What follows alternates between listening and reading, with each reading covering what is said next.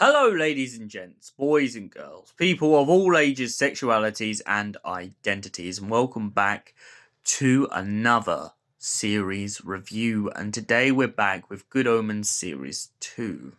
So, we're halfway through at the moment of watching Series 3, but I thought this would be a great point to get onto Series 2 and exactly just kind of break down and get to the crust of exactly what happened in Series 2.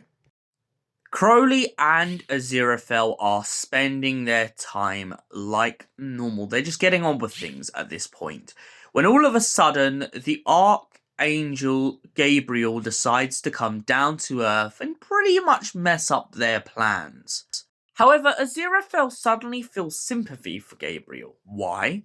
Even though Gabriel was a horrible boss and tried to burn him in damnation, which he didn't know too much about because he switched places with Crowley, he finds himself in a position in which he's kind of feeling bad because Gabriel doesn't remember anything. He just believes himself to be a man named Jim. And Jim is kind of this really simple and confused young man.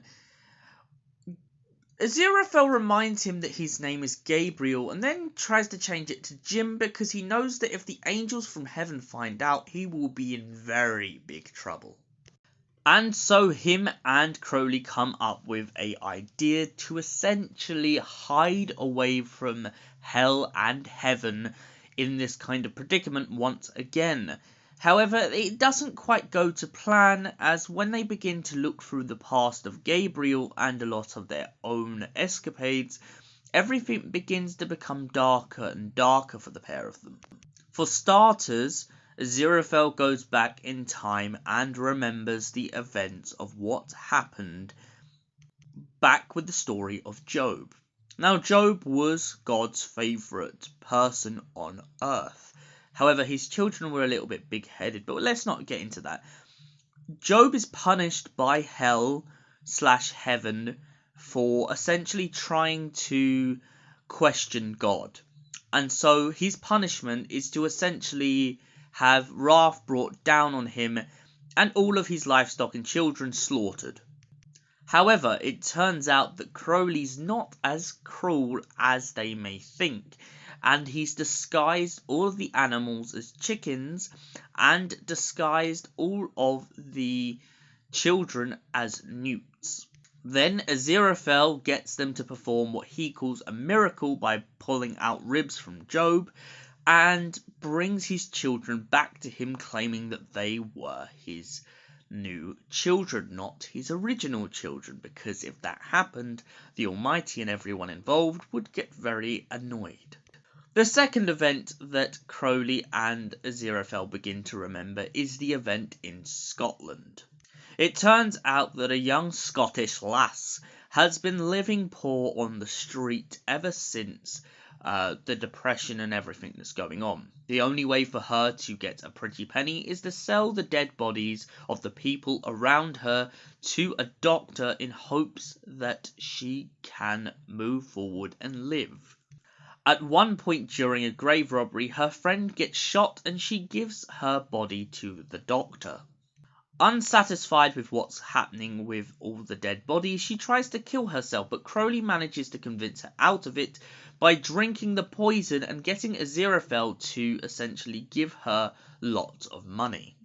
Later on, Aziraphale returns to Scotland to find that the doctor who had fled had a pub named after him, which is kind of ironic.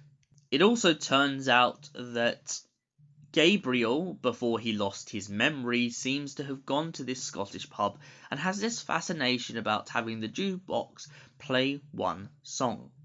To disguise their misdeeds, the angel and the demon decide to trick heaven and hell into believing that they performed a miracle so that the woman in the record shop and the woman in the coffee shop would fall madly in love.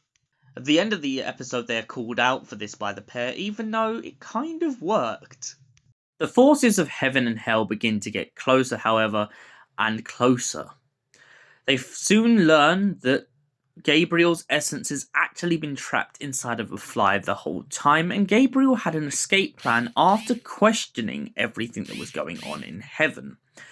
Heaven's original idea was to have him demoted and banished once and for all, brainwashed and everything.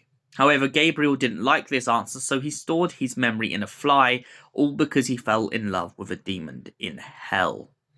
The pair eventually managed to escape heaven and hell and move on with their life. However, Crowley and Aziraphale's relationship is really tested at the end of season 2. Crowley wants Aziraphale to run off with him. Aziraphale, however, has just been offered Gabriel's old job. God believes that Gabriel wasn't really as worthy as he thought, and so he attempts to persuade Aziraphale by saying that if he becomes part of heaven once again, they will redeem Crowley once and for all. However, when Aziraphale puts this to Crowley, Crowley is absolutely adamant. He cannot stand heaven. He's not going back. He's banished himself from hell. He's been banished from heaven. Why does he want that life again? And he tries to convince Aziraphale that everything that God is doing is just to kind of bite back at him, and it's just a way of kind of trying to lure Aziraphale. And he thought that Aziraphale had been beyond heaven since he's been living on Earth. Look, he's got the bookshop, he's got Nina, he's got everyone on that street. What else more could he want? But obviously, Aziraphale is not content, and Crowley, oh, he does the gayest kiss ever, and it's beautiful, and it's amazing. But Aziraphale ruins it, because what he comes out with is, I forgive you. And Crowley ends up walking out of the shop, devastated that his friend has done this, and so they go separate ways. So, what do I give Good Omens Season 2 out of 10? Chef's kiss this season was. Season 1 is like the stepping stone, and Season 2, as far as I'm concerned, is the definitive point in the nexus of this storyline, in which we suddenly get to see where our characters are going. We know what they've been through, we know the trials that they have faced, but this is the definitive trial. Can a demon and an angel coexist together? Can they admit their feelings for one another? And can they accept that without one another, they would be nothing more and nothing less? Can they show each other the way, or will they fall? And in this story, for Season 2, we find ourselves at a stopping point for a midpoint, in which the twist has affected the whole storyline. And for that reason, I give this a solid 10 out of 10.